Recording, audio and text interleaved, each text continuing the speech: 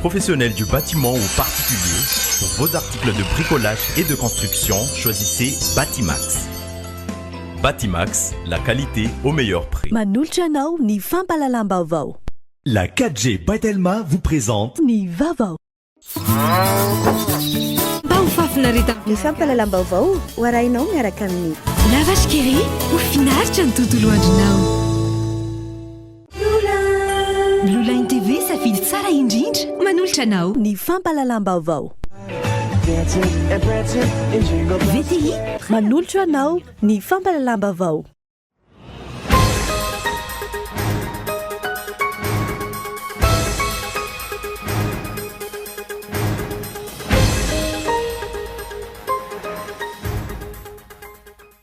Olona efatra no namony ainy ary valo hafa naratra mafy vokatry ny fiotsahan'ny tany teny ambanina mpamarinana ny maraina teo. Tonga anjery sy namangy ireo trabona ny mpikamana eo anivon'ny governemanta tsy maintsy ho raisina ny fepetra raha ny fanazavana. Tsy ekeny ireo vahoaka ao Ivato raha ny fanehoan-kevitra ireo ny fanoloana ny sefokotany miisa 7 amin'ireo fokotany 8 mandrafitra ny komina. Kajikajy amin'ny fiatrehana ny fifidianana manaraka no andraisan'ireo voakasika ny fanalana azy ireo. Aresaka ny velany ao Venezuela, mia entitra ny filoha Nicolas Maduro, izy no nanolo tena, iantso ny sin'ny fifidianana parlementera mialohan'ny fotoana amin'ity taona ity. Ny antsipirin'ireo avetrany.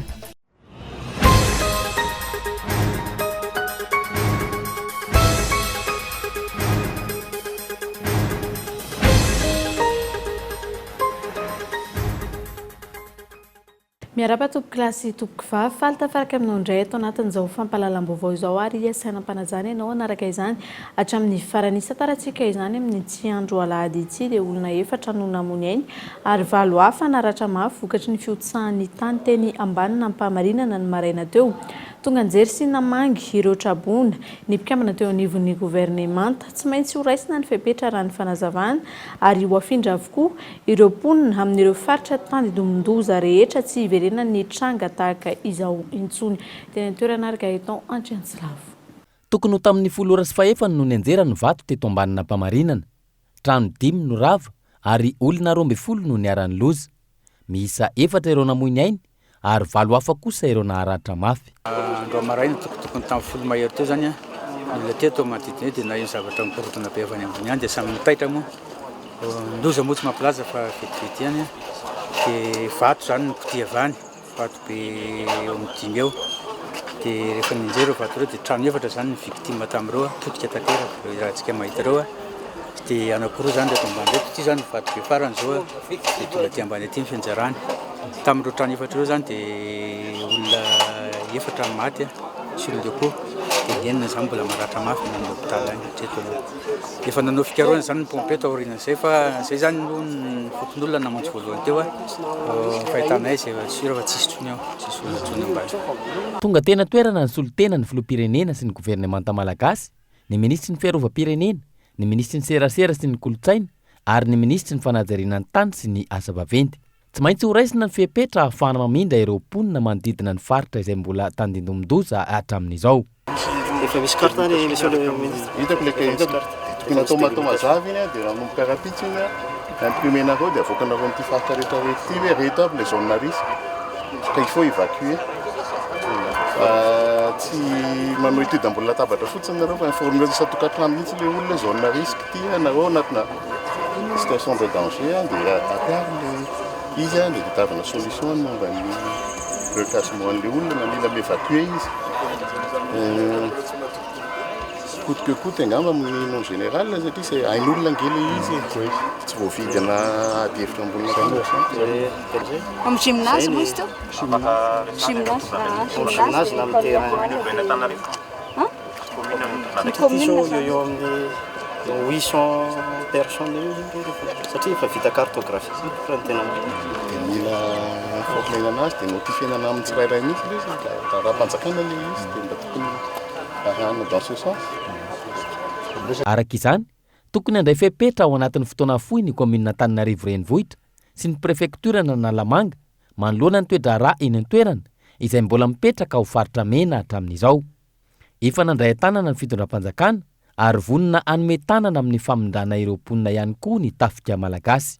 Misa efatra moa ny maty zany hatreto raha ny tarimarika vonjimaiky aloha mankahery sy mirary fasitranana aingana ihany koa an'ireo naratra izay misa 8 ary ny 2 amin'izy ireo no tena atao hoe mbola tahorana zany na grièvement blessé fa efa nandray an-tanana avy hatrany ihany koa ny fitondram-panjakana dia ny ministre amin'ny fahasalamana ministre ny fahasalamana no efa eny amin'ny hôpitaly andeha hoeny zay rehefa miala eto ao anatiny izay hoe fandraisana an-tany izay ary mazava ho azy zany maimaim-poana avokoa ny fitsaboana ho raisin'ny fitondram-panjakana an-tanany. Isika zany manapaka ny jirony ny jiramaty eo misy fanadiovana sy maintsy atao sao dia sanatria mbola misy olona tavela sanatriny zany fa mino fa tsy izany tsony satria androtoandro izy efa fantatra reo miaramboina rehetra dia ny fanetanana ngezabe izay tsy maintsy ataontsika dia ny alany reo mpiaramonina eto izay amin'ity faritra tandindondoza ty mba andeha sady araky ny toromarika izay omeny chef de district sy ny BNGRC amin'ireo toerana efa natokana ho amin'izany toy ny amin'ny école normale ohatra fa izy famodaminana maika rehefa avy eo dia iangavianareo koa reo olona isan-karazan'ireo zany mba hiala amin'ilay faritra raha ohatra ka mahatsiaro hoe tadinondoza satria aloha misoroka foana tsika toy izay hoe efa tonga le vona zay vao manisy ty manatrika an'izy zany aloha misoroka ka miangavy ny olona manodidina zay amin'ity faritra ty izay mipetraka amin'ny toerana sy dia mety mampitoza mba hiala sisa takandro amin'ilay faritra satria haitsika no arovantsika. Taorin'izay nidina teny amin'ny Asiera nijery sy namangy ireo niaramboina sy ny fianakavian'ireo namoiny ainy. Teny amin'ny hôpitaly no nahitana ireo mponina sasany afaka niala. Hitako teny zao tamin'ilay izy nianana dia tena mitotodona be ilay izy ohatran'ireny nisy horohorontany ireny dia za moa ambanin'ny tranonay dia nitsoaka naka tamin'ny malalaka za mitsoaka efa vovoka be namovoka teo akaikinay dia amin'izao zany trano anaky eo amin'ny 5 eo ny ravo dia eo amin'ny olona 4 zany zao ny hoe maty. Tena nitevitevy aloha tena tonga tsara mofola ka mbola navita sady ny krosy ny tsoaka misy misasany eny amin'ny lavarangana ny andeha saoty hiala ao anaty trano zany. Misy moa ireo naratsa le vokatsy le fisaotiana konkoa ny sasany fa tena enjana ka.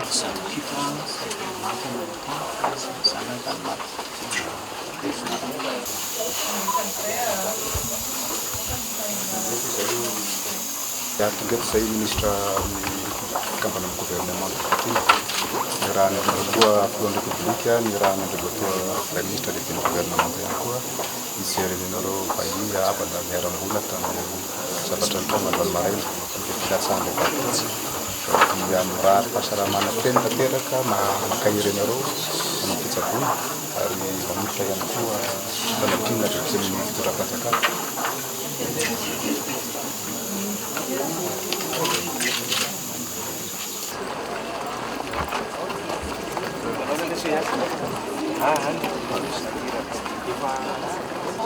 Ny 4 amin'ireo dia maty izay mariako fa misy 3 mianaka dia misy vehivavy iray ny 12 zany maratra ary ny 4 amin'izy ireo dia atao hoe misy voina misy mafimafy ihany izay mila fararaha-maso akaiky fa ny 7 moa zany dia atao hoe blessure légère fa efa tsaboina tsara amin'izao fotoana izao.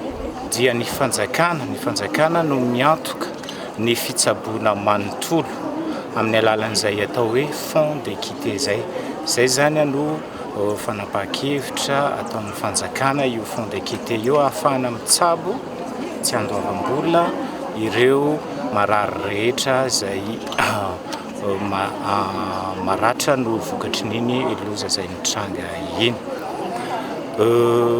Tiana ihany koa nefa ny mankahery an'ireo izay maratra ary mirary fahasalamana tanteraka ho an'ireo izay maratra.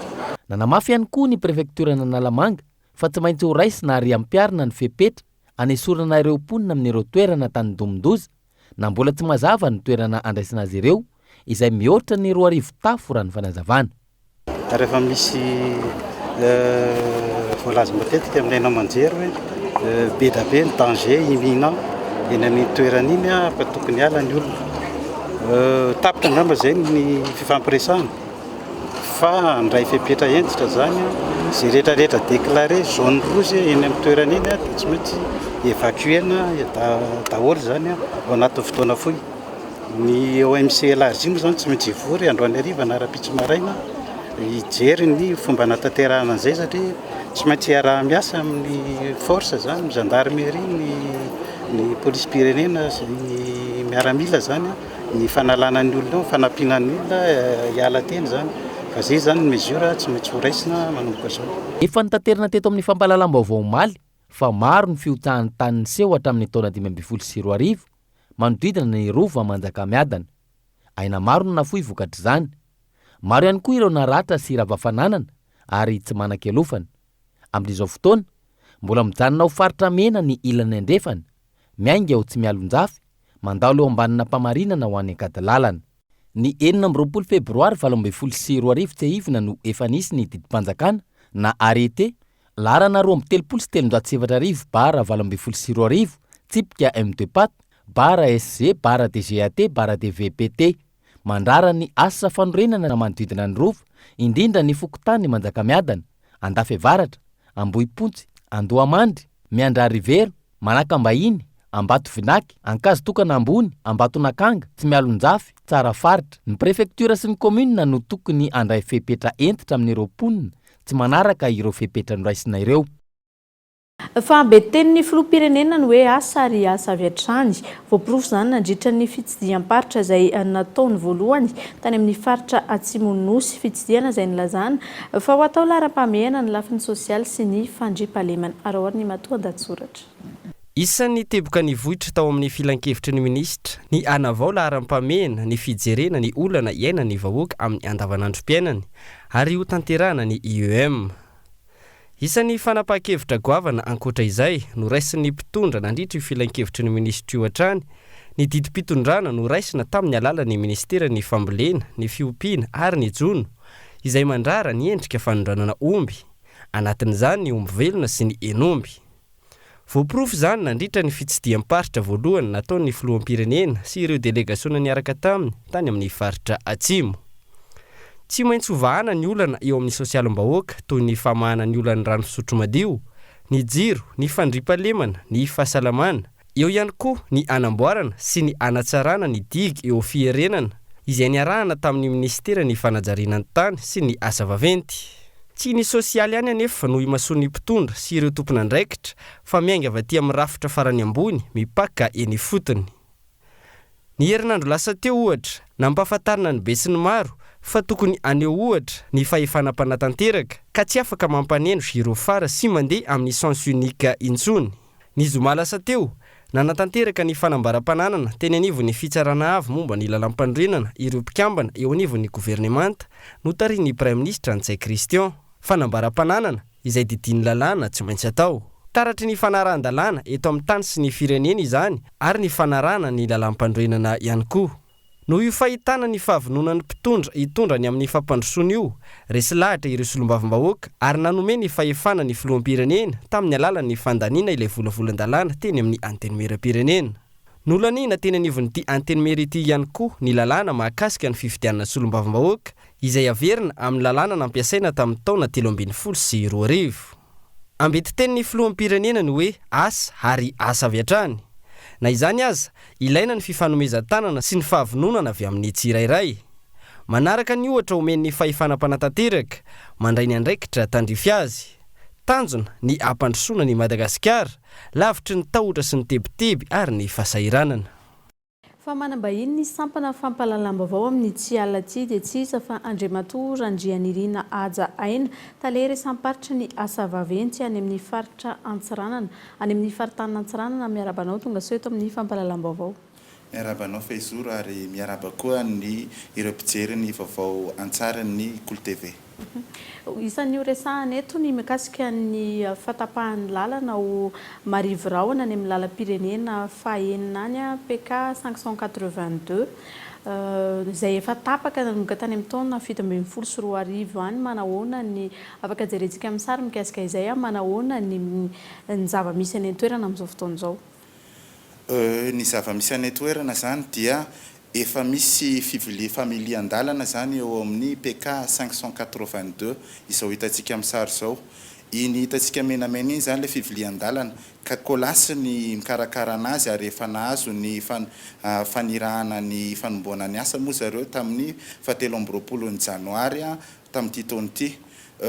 Marihana fa io familia andalana io zany dia vahaolana vonjimaiky mandrapa anaovana ny vahaolana maharitra izay tetezana mirefy 70 metatra ny halavany en béton pré-contraint izy io. Raha iverenantsika kely ny zava-nitranga nisy nantony le fiotsahana sy nanahoana ny lalana tany toerana. Ny zavatra tena mitranga zany dia eo le amafisan'ny fiovaovan'ny toetrandro sy ny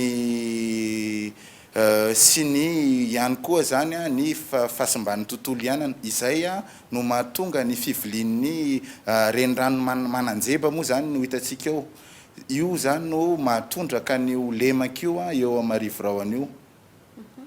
Manahoana no mety hoe ny lalana ny fifamezivezeny ny fitaterana samihafa ny olona ihany koa. Manahirana dia manahirana tokoa satria arak'izao hitantsika amin'ny sary zao dia lakana no miasa eo.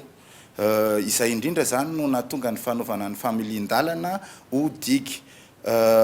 Diga misy fusible izy io, misy partie fusible zany hoe natao isaoty izy rehefa mihoatra loatra ny VB-any rano. Zay moa dia ahafahana préserver ny partie zay tokony tsy tokony ho simba amin'io zavatra amin'io familian-dalana io. Efa nisy ihany koa araka ny hitantsika amin'ny sary teo ny hoe fanamboaran'ny vahoaka tetezan-kazo manahoana ihany koa nefa rava izy ireo. Marefo dia marefo satria ireo tetezan-kazo ireo zany dia nanomboka tany amin'ny janvier tany izy raha hitantsika amin'ny sary io lasan'ny rano daholy. Marika tokoa fa mahery dia mahery ny rano zany. Izay indrindra no nahatonga ny fanaovana ny vahaolana azo lazaintsika hoe matanjatanjaka kokoa sy matao maharitra zany amin'ny fametrahana ny conteneur zany eo mba ahafahana mamoaka ny rano. Hitantsika amin'izao ny fimobilisena engin zany lehibe mba ahafahana mametraka ny conteneur mbola hitantsika miandalana moa. Misy an'izay fametrahana ny conteneur zay ve no vahaolana maharitra raha tsy izay inona raha ahoana no mety hoe fanatanterahana n'ilay tetezana 70 metatra ny resantsika teo. Ny tetezana 70 metatra moa dia efa nanomboka tamin'ny 23 janvier araka ny teneniko teo ny OS de commencer ordre service de commencer en colas zany. Ny vahaolana zany dia fametrahana ny digue io mafimafy kokoa amin'ny tany. Misy ampahany izy io izay natao rary vato zany hoe natao blocage ampihana solution technique maromaro géotextile plus gravion zany no araraka eo ambony mame solution ana drain ambany eo.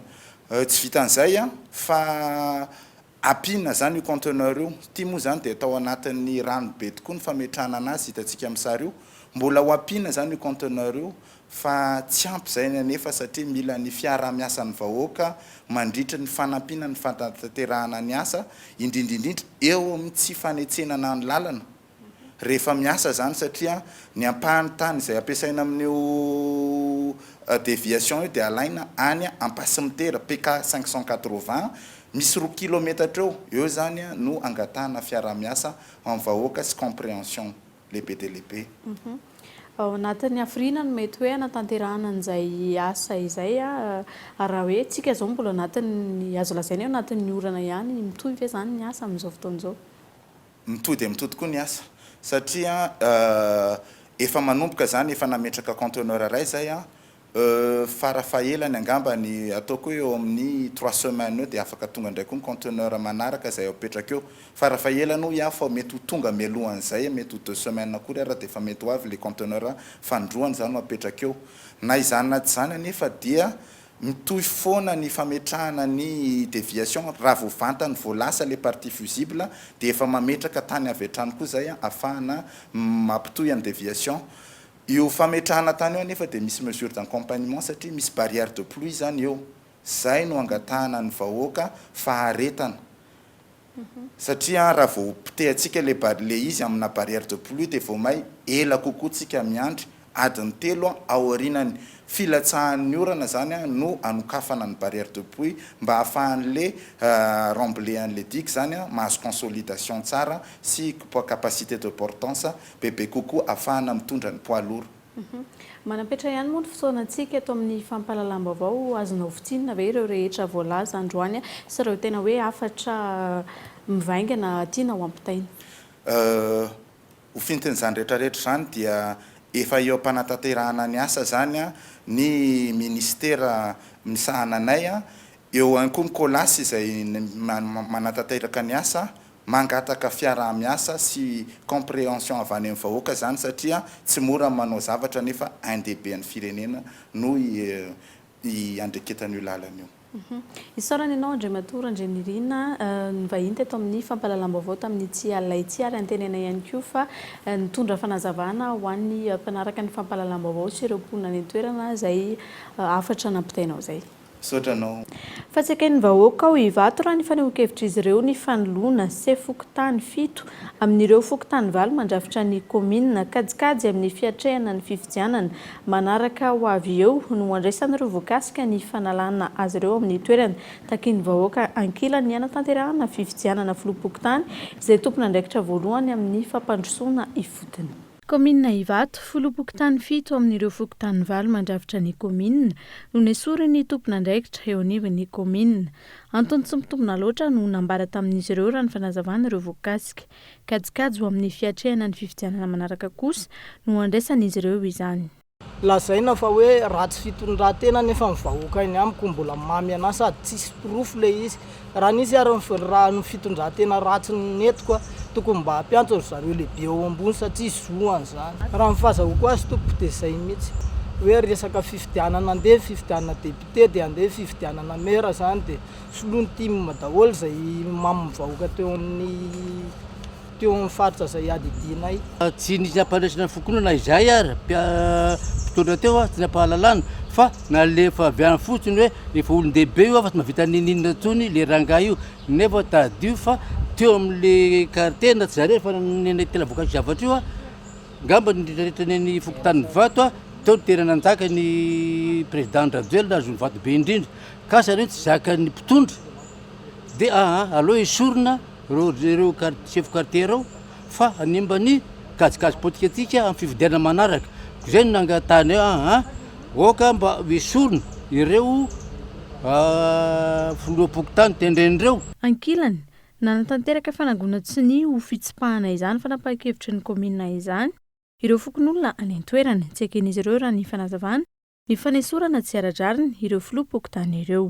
Ary le olona nasolony io dia olona tsy fantatry ny fiarahamonina akory eo amin'ny fokotany misy anay le filoha fokotany vaovao tsy mpanao adidy eo ka izay ny tena mahagaga anay hoe nahoana no ireo no nomeny ny tompon'andraikitra amin'ny komina anay fa sao dia mba hoe tokony mba nakany avianay zany izy hoe misy hoe atao fifidianana fa zao ny antony na zao ny antony zay ny takiana hoe hovay io filoha sy ny lefitra io fa zay tsy manaiky an'io zay fokon'olona rehetra ary zay nefa nanaovanay sony be da be. Ny mpiasa any amin'ny komina tsy mahalala zay comportement'le olona hoe ity ary olona io aloha dia izao ny vahoaka dia efa mahalala ny fombany ka raha tsapatsapa izy ahoana ny fitiavan'ity olona ity dia afaka manao fifidianana eo raha mahazo 2% na 5%.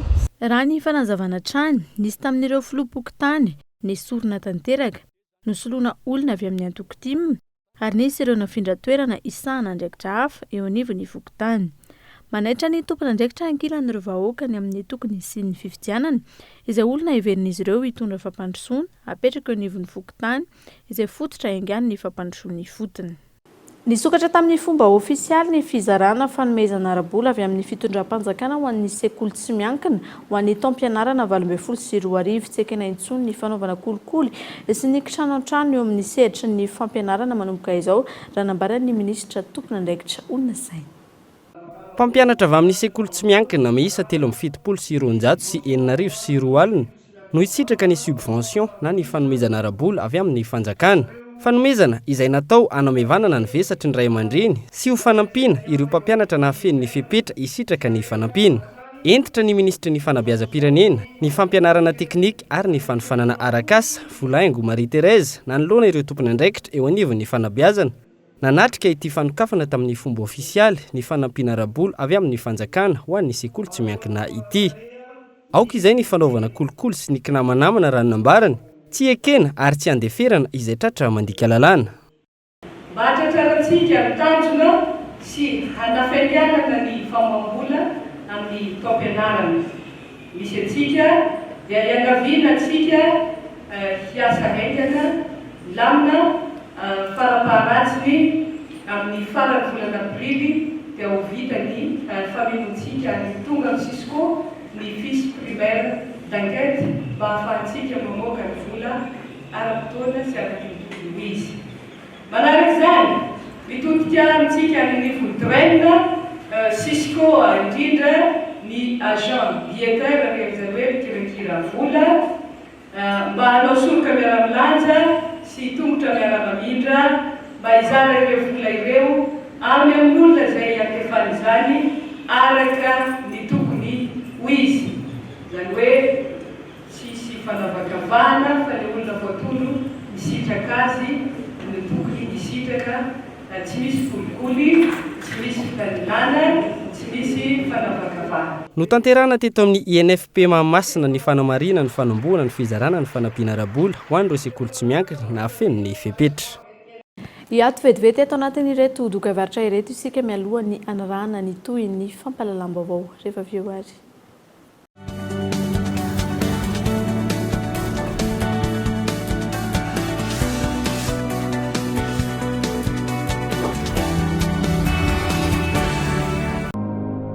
Je suis bien, mon argent est sécurisé. Je suis libre, tout mon argent est disponible immédiatement. Je gère mes comptes 24 heures sur 24, 7 jours sur 7. Je savoure la simplicité. Je profite de tout faire avec mon téléphone. J'ai du temps en plus pour les miens. J'adore chaque instant. Je suis gagnant sur tous les plans. Mvoul to Bank, Bank to Mvoul. Tout mon argent disponible à tout moment, gratuitement, où que je sois, pour toutes mes actions. Rendez-vous vite dans votre agence BNI et BOA Madagascar. Mvoul, simple, immédiat, sécurisé. VTI, une société de conception, de fabrication, d'installation de portes et fenêtres en aluminium, volets roulants, rideaux métalliques, vérandas, ainsi que vente de vitres et tôles, vous propose la gamme de produits adaptés à votre projet et budget. Et rendez-vous chez VTI à environ 150 mètres de Galanat à la Tamate. VTI, prêt à vous servir. Misava bovondray ao anatin'ireo lavashkiri ankavizinao. Ny lavashkiri vaovao izay efa be calcium azy vitamine amin'izao fotoana izao dia mbola miampy fera indray. Ilainy ankizy amin'ny fampiasana vatana sy saina eny fa na ny lehibe ihany koa ary. Matsiro sy mampazoto homana foana mba ho fafinareta amin'ny mpianakavy. Lavashkiri ho finaritra ny tontolo andronao.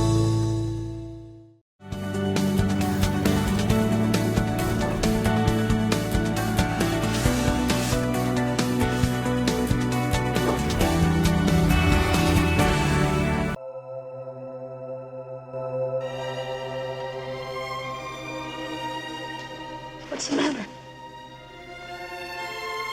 Seems like whenever anything good in my life happens, I'm just afraid I'm going to lose it. I really love you. What do you want? You gotta take all your anger, all your love, all your hate, and then let it explode. Molly? Molly, you in danger, girl.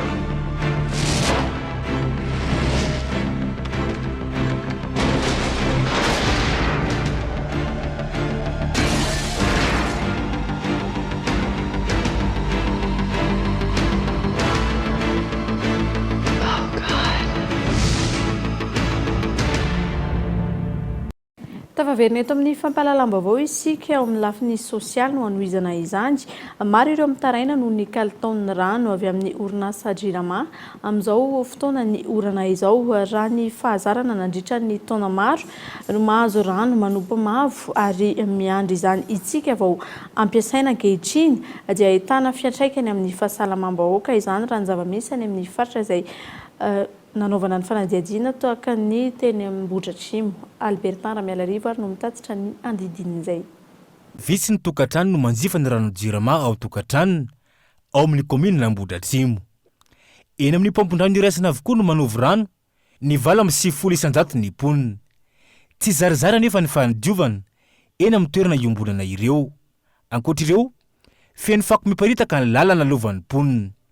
Na ny rano vokarin'ny Jirama aza atahorana aloto.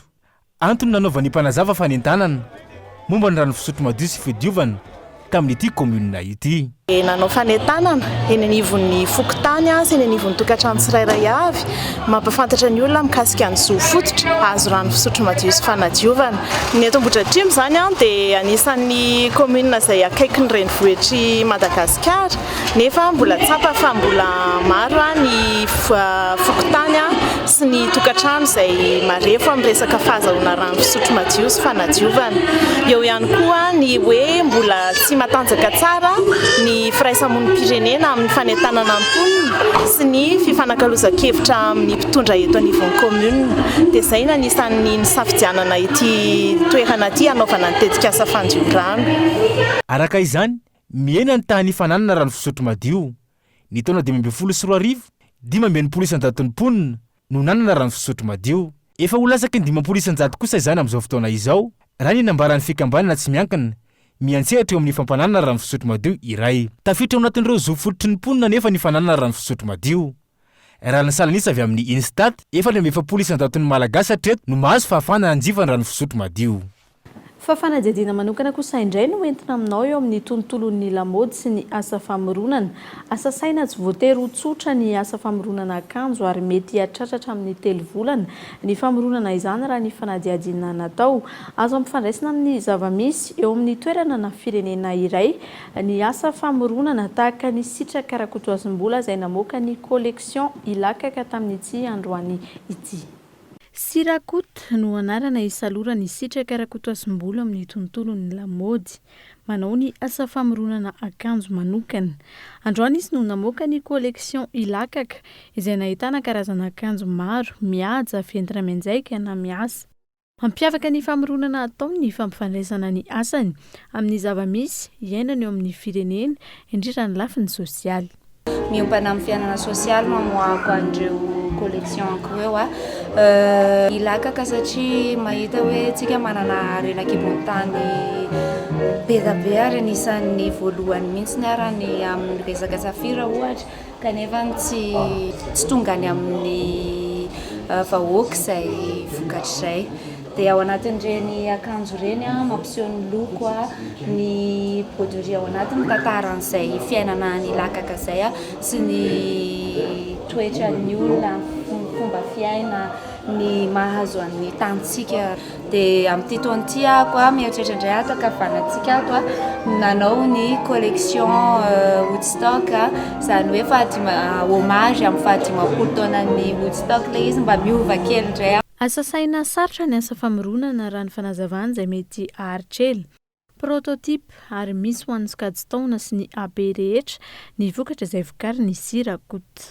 Manao création sur mesure izay ny création sur mesure rehefa tonga ato amin'ny boutique ny olona dia manontany tena foana hoe ohatra ny kely nefa ny maha sur mesure anazy prototype misy eo manana showroom izay dia maha sur mesure anazy hoe afaka atao aminao amin'ny endrikao sy ny bikanao mihitsy izany le akanjo. Ny asa famoronana tsy moramora mandany fotoana misy arakaraka le lamba ampiasaina. Raha ohatra ilay izao lamba manify atao broderie dia tena mandany fotoana be mihitsy ny manao anazy. Misy izao création anay tena tonga hatramin'ny 3 volana ohatra manamboatra anazy fotsiny zavatra anankiray. Akora avy eto an-toerana amin'ny ankapobeny no ampiasain'ny Sirakot ao anatin'ny asa famoronana ataony. Anisan'ireny ny landy sy ny lin. mandray anjara amin'ny fandrafetana ny vidin'ny akanjo, ny fotoana lany hanamboarana azy sy ny asan'ny saina teo amin'ny famoronana.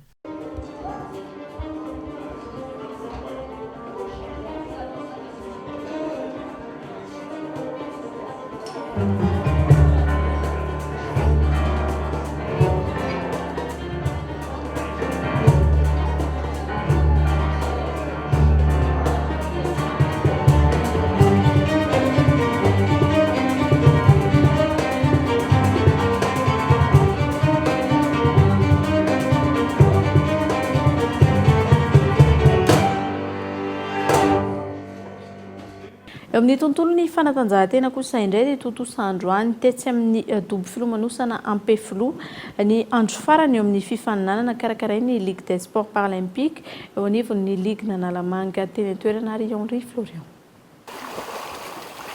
Na eo aza ny fahasembanana misy amin'izy ireo, tsy sakana ho an'ny fanaovana fanatanjahantena izany. Maneho izany ny tenin'ny fanentanana hoe toanao koa tia fanatanjahantena sy fialamboly. Nentina nanamarika ny hetsika ara-panatanjahantena ho an'ireo olona manana fahasembanana no karakarain'ny Ligue des Sports Paralympiques Analamanga. Totosa androany tetsy amin'ny dobo filomanosana Ampefloa ny andro farany ho an'ity hetsika ity ka ny taranja lomano no nentina namaranana izany. Aorian'izao miroso amin'ny fanomanana ny fifananana hafa ihany koa ny eo anivon'ny Paralympique. Ny saison manaraka zany efa anokato ato satria ano assemblée générale moa zany zay avy eo dia mariparitra ny programanay ty saison ty fa efa fantatra ihany moa zany fa tsy maintsy hisy ny championnat régional ny ligue zany saison 2019 dia misy koa ny fandraisana anjara amin'ny championnat national zay ataon'ny Madagascar Paralympic Comité dia manantena koa moa zay ndray anjara amin'ny Jeux des îles amin'ny titrony. Ny fanomanana ny fifaninanana nasionaly indray araka izany no manina izy ireo ankoatra ny fanatsarana trano ny vokatra izay efa azo tamin'ny taondasy eo amin'ny fifaninanana.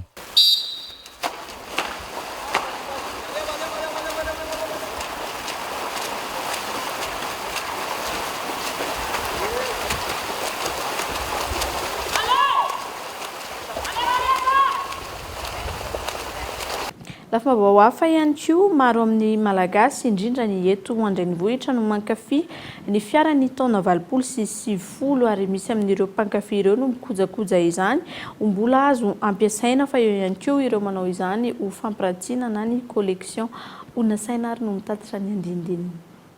Fiaran'ny taona 2020 fantatra amin'ny endriny sy ny fahamafisany. Ireo no isan'ny antony tsy afoizan'ny maro ny fiara tamin'izany fotoana izany. Entina amin'ny andavanandro na ihany koa entina amin'ny vanim-potoana lehibe toy ny mariazy. Ireo amin'ny ankapobeny no ampiasaina ireny fiara tranainy ireny raha hoan'ny eto Antananarivo. Vitsy ny mécanicien mahafehy ny fikojakojana sy ny fanamboarana azy ireny raha ny fanadihadiana natao. Ny fiara tranainy izay samy hafa amin'ny fiara amin'izao fotoana izao ny fikirakirana azy. Malagasy aloha zany tena tsy mifidy fa may mikarokaroka ny gasy, may manangana ny efa maty ary fa mety amintsika moa amin'ny matany miteny frantsay atsika dia plutôt ny ohatrany hoe ny Renault, Peugeot, Citroën reny zany ny hoe aren'ny olona matetika kanefa koa tsy azo adinoina fa ny gasy tsy tara dia misy hoe tia hiavaka amin'ny sasany dia afatra amin'ny taloha zany misy marika mbola hita eto amintsika raha oharina amin'ny any ivelany ary mbola voavelon'ny malagasy ohatrany hoe nisy tiany mini zao tany amin'ny an'ny 80 tany any tena efa vitsivitsy nanahirana be ny namelona azy tamina resaka piesy nefa zao nanahirana zay raha variana ao anatin'ny associationay fa misy hostinina tena amin'ny faritany dia hoentin'ny olona camion eto dia velomina dia atsangatsangana ny anaty garage any fa be dia be no miverina manangana tomobile tranainy nangana dia mety ny sasany mitana hoe ny vatany tranainy fa modernisena ny piesy misy miadapte mihitsy ary fa misy kosa tena hoe latsiny amin'ilay teny vahiny pur zareo dia tsy afangarony mihitsy zany ny piesy dia manafatra. Misy ary miandra matona ny sasany vao mahafeno an'ilay piesy dia ankoatra ireo fiara azo ampiasaina, misy ihany koa ireo mankafy ireny fiara tranainy ireny saingy amin'ny endriny miniature.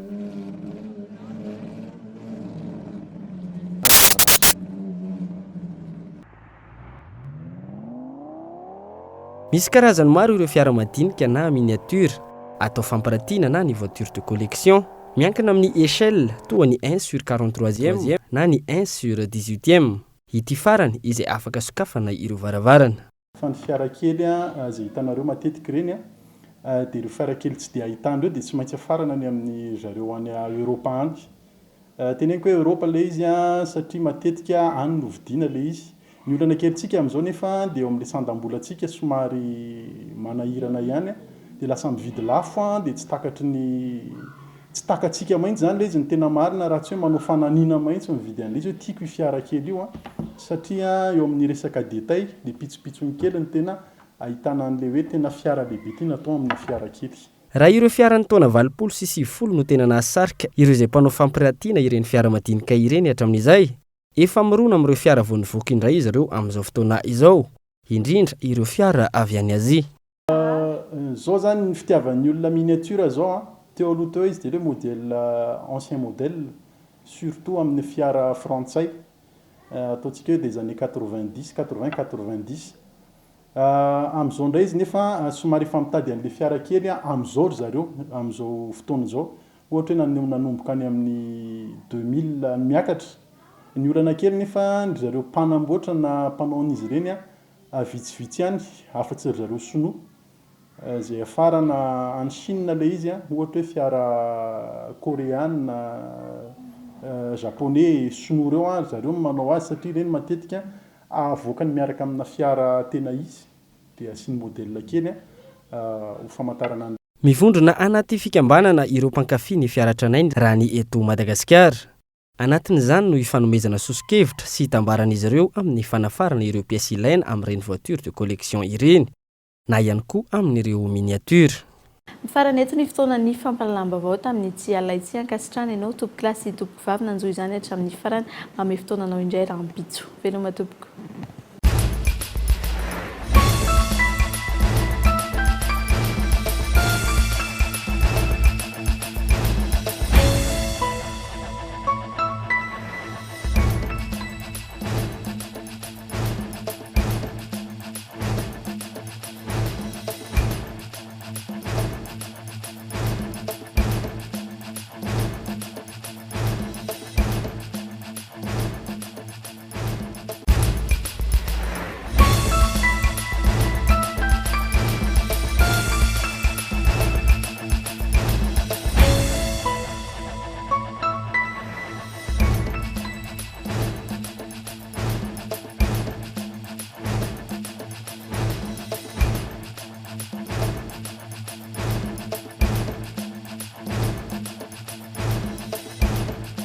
La 4G by Telma vous a présenté Ny Vavao.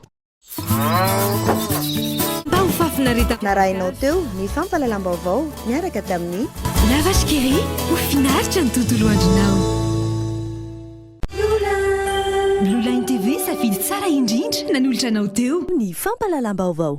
Narainao teo ny fampalalam-baovao miaraka tamin'ny VTI, prêt à vous servir.